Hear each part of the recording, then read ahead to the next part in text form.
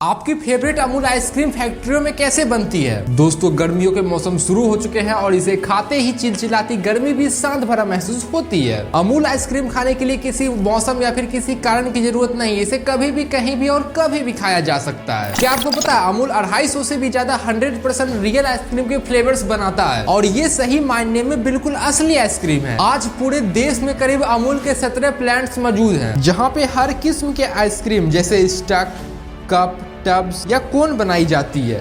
इतने सारे आइसक्रीम को देख के तो मुझे नहीं रहा जा रहा है, लेकिन चलिए जानते हैं कि ये अमूल अपने एपिक आइसक्रीम्स को कैसे बनाते हैं। दोस्तों, आइसक्रीम का जो सफर होता है वो डेयरी फार्म से स्टार्ट होता है। ये अमूल का एक खास डेयरी फार्म होता है जहाँ पर मवेशियों का खान पर और उनकी स्वास्थ्य का ध्यान रखने के लिए डॉक्टर्स की पूरी टीम हाजिर होती है। दरअसल दोस्तों, अमूल में दूध का थोड़ा विशेष ध्यान ही रखा जाता है। दूध निकालने से उसे फैक्ट्री तक पहुँचाने के दौरान उसकी स्वच्छता और गुणवत्ता का खास ख्याल रखा जाता है। दूध को फार्म से प्लांट तक पहुंचने के लिए एक लंबी दूरी का सफर तय करना होता है। साथ ही इसका ताजापन बरकरार रखने के लिए इसे कोल्ड स्टोरेज टैंक में ले जाया जाता है। दूध की गुणवत्ता जानने के लिए अमूल ने कुछ खास उपकरण लगाए हैं, जिसको कि एक ऑफिसर फार्म के मालिक के साथ उसके देख रेख में जाँच करता है। अगर ऑफिसर को दूध की गुणवत्ता सही लगती तो उसे कोल्ड स्टोरेज टैंक में भरा जाता है। लगभग हर रोज 2 करोड़ लीटर दूध खास कोल्ड स्टोरेज टैंक्स के द्वारा अमूल के प्लांट्स तक पहुंचाए जाते हैं और साथ ही इसे बहुत कम तापमान पर ले जाया जाता है। जब कोल्ड टैंक स्टोरेज प्लांट पे पहुंच जाता है तो दूध को अनलोड करने के लिए उससे एक नमूना निकाला जाता है और उसकी जांच की जाती है और जांच की संतुष्टि के बाद मिल्क स्टेशन के इंचार्ज द्वारा टैंक की सील तोड़ी जाती है और सील तोड़ के इसे मिल्क स्टेशन से जोड़ दिया जाता है। उसके बाद इस कच्चे दूध को विशाल का स्टोरेज में पंप किया जाता है। फिर दूध की अशुद्धियां को छानने के लिए यहाँ पे ऑटोमेटिक इसे सस्प्रेसर में पहुंचाया जाता है, जहां पे इसे बहुत तेज गति से घुमाया जाता है और उससे क्या होता है कि दूध में जितना भी फैट होता है वो क्रीम बनकर बाहर निकल जाता है और बाकी का माल अलग हो जाता है। दोस्तों, आपके घर में जिस तरीके से वॉशिंग मशीन काम करता है सेम उसी तरीके से भी ये मशीन काम करता है। फिर इस गाढ़े क्रीम को 10 डिग्री सेल्सियस वाले बफर टैंक में रखा जाता है। यहाँ से ये स्वादिष्ट क्रीम को अपनी अलग प्रक्रिया के लिए आगे भेजा जाता है। क्रीम को बफर टैंक से मिक्स टैंक तक पहुँचाने से पहले इसे पूरे तरीके से संतुलित और गर्म किया जाता है ताकि इसे दूसरे सामग्रियों के साथ मिलाया जा सके। चीनी और दूसरे स्टेबलाइजर को एक महीन सी मशीन से छाना जाता है ताकि उसे अन्य डेयरी सामग्री के साथ मिलाकर आइसक्रीम में मिक्स बनाया जा सके। दरअसल दोस्तों, चीनी जो होता है वो आइसक्रीम को मीठा बनाता है और वो जो स्टेबलाइजर होता है वो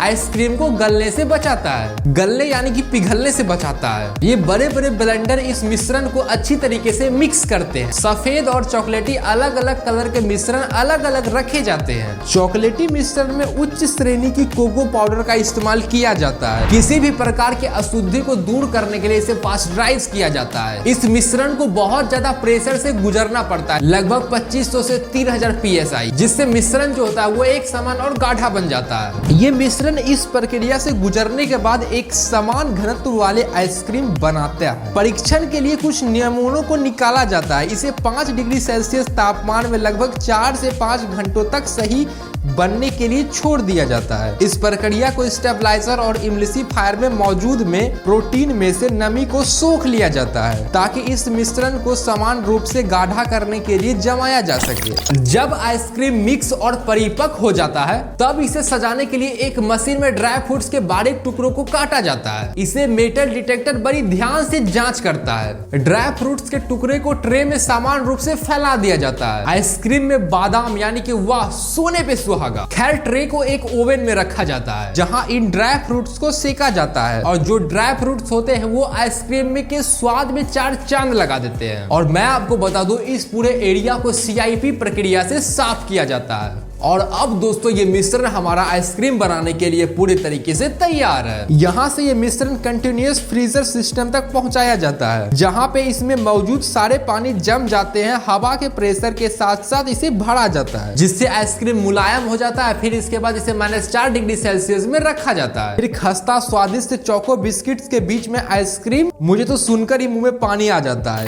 एक फीडर नीचे वाले बिस्किट्स को कन्वेयर बेल्ट पर रख देता है। मानो तो दोस्तों, मुझे इन्हें देखने में ये लग रहा है कि ये बिस्किट्स परेड कर रहे हैं line by line. Continue freezing system से वेनिला आइसक्रीम को लाया जाता है, जिसे एक सही मात्रा में काट के इन बिस्किट्स के ऊपर रखा जाता है। चलते बार के ऊपर एक और बिस्किट्स रख दी जाती है। ये दोस्तों इतनी सफाई से होता है कि मानो हम लोग कुछ और ही देख रहे हैं। अब इस सैंडविच को एक हार्डनिंग टनल से गुजरना पड़ता है, जहां इसका सामना -35 डिग्री तापमान वाले बर्फीली हवा से होता है। इस प्रक्रिया से आइसक्रीम का सिर्फ टेक्सचर ही सही नहीं होता, बल्कि इसे आने वाले लंबे सफर के दौरान क्वालिटी बनाने में मदद भी रखती है। इस टनल से बाहर आते ही बोलो तो एक रोबोट हैंड इसे उठा के साइड में रखता है और पैकेजिंग स्टेशन की तरफ भेज देता है। पैकेजिंग मशीन में एक तरफ से रैपर भरे जाते हैं, जो दूसरी तरफ से आने वाली आइसक्रीम पे सलीके से लिपट जाती है। ये मशीन एक दिन में करीब 2,52,000 आइसक्रीम्स को पैक करता है, साथ ही सील लगाकर और काट कर आगे की ओर भेजता है। हर बॉक्स को एक यूनिक आईडी दी जाती है कि जिससे आगे चल के अगर कोई दिक्कत भी हो तो उसका पता लगाया जा सके। अब इन बॉक्सेस को -25 डिग्री सेल्सियस वाले स्टोरेज में रखा जाता है, जहां पर ये अपने डिस्पैच होने की बारी का इंतजार करते हैं। वैसे दोस्तों अगर आप इसका पार्ट 2 भी चाहते हैं कि चिप्स कैसे बनता है, तो इस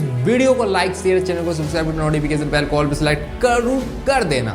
दोस्तों मुकेश अंबानी के रिलायंस ग्रुप ने कोल्ड ड्रिंक के बाजार में अपनी एंट्री ले ली है। माना जा रहा है कि जियो की तरह ही ये कोल्ड ड्रिंक की कंपनी पूरे मार्केट में धमाल मचा देगी। अब इसे मुकेश अंबानी ने एक नई ब्रांड कैंपा कोला कंपनी जैसी ब्रांड को मुकेश अंबानी ने नए ब्रांड कोका कोला जैसी कंपनियों को मार्केट में पानी पिलाना शुरू कर दिया है, जिससे कोका कोला को भी अपने दाम में कमी करनी पड़ रही है। माना जाता है कि भारत में कोल्ड ड्रिंक वॉर की शुरुआत हो चुकी है। ये क्या है पूरा मामला विस्तार से समझते हैं। दरअसल साल 1990 के दशक में एक नाम हर किसी के जुबान पर रहा करता था, वो नाम था कैंपा कोला, जो कि हर घर हर किसी के दिलों पर राज करता था। लेकिन 90 के दशक में पेप्सी और कोका कोला जैसी ब्रांड ने इसे पूरी तरीके से बंद होने तक पहुंचा दिया। लेकिन 50 साल के बाद ये कंपनी फिर से धमाल मचाने के लिए बाजार में आ गई है। जी हाँ दोस्तों, इस बार कैंपा कोला को बाजार में लेकर आए हैं देश के सबसे अमीर बिजनेसमैन मुकेश अंबानी। जिस तरीके से रिलायंस और जियो को लॉन्च करके मुकेश अंबानी टेलीकॉम सेक्टर के राजा बन चुके हैं, और अब हमें तो ये लग रहा है कि कैंपा कोला भी मार्केट में राज करने के लिए पूरी तरीके से तैयार है। अगस्त 2022 में रिलायंस ग्रुप ने इसे पूरे 22 करोड़ रुपए में खरीद लिया और फिर कैंपा कोला जैसी ब्रांड को रिवाइव करने की कोशिश करी जा रही है। अब देखना यह है कि मुकेश अंबानी की छत्र छाया में ये कैंपा कोला ब्रांड कितनी आगे बढ़ता है। 1993 में कोका कोला की एंट्री के बाद इंडिया सॉफ्ट ड्रिंक कंपनी जैसे बिछड़ गई। इसके भी कुछ कारण समझिए। कैंपा कोला और पार्ले, गोल्ड स्पॉट, लिम्का और थम्स अप जैसी ब्रांड्स काफी लोकप्रिय है। 1993 में कोका कोला की एंट्री होने के साथ ही इन कंपनियों का बहुत ही बुरा दौर शुरू हो चुका था। कोका कोला और पेप्सी से मिली चुनौतियों से कैंपा कोला की बंद होने की स्थिति आ गई थी। अब आपको क्या लगता है कि कैंपा कोला पूरे भारत में धूम मचा देगी, या फिर इसे सभी कंपनियों के साथ मिलकर रहना होगा? कमेंट कर जरूर बताना, और वीडियो को लाइक शेयर, चैनल को सब्सक्राइब करना तो भूलना ही मत।